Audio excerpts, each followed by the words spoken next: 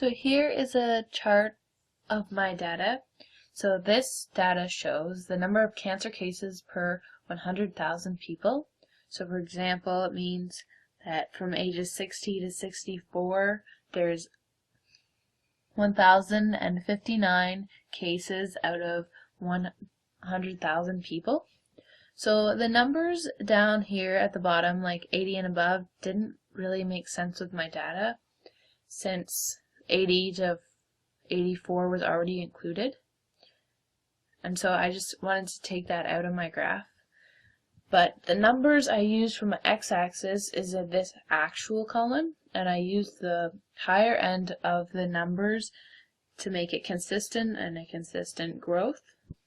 So the reason that this point is dropping off and it doesn't make sense is because when people get cancer, they tend to die. So the number of people is receding because there's people dying, and once you get up to the age of past 74, there's not many people still living with cancer. So you're just that's why the numbers kind of don't continually grow. So I'm going to take out the last number because it doesn't really make sense in this data to drop. The first thing I did to determine the equation of my line was determine the ratio.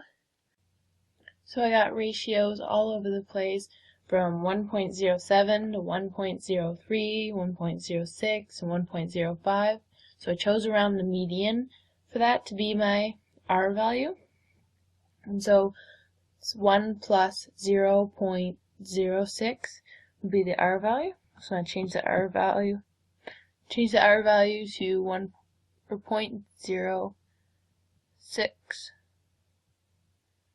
So there it is. And so the R value is for fine-tuning as well as the P value is for fine-tuning. So you get it quite matched up with the curve quite well when you do this. So as you can see, when you play with the R value to fine-tune it, it goes above the dots and below the dots, and so 1.06 was a good R value. So this ratio represents the amount of growth to the next age group. And so it is having a 6% increase on top of the initial value that it has. So there's 6% more people every single age group that there is. So the next thing I did after I got my ratio in my equation is I played with the sliders of J and P. So to fit my line.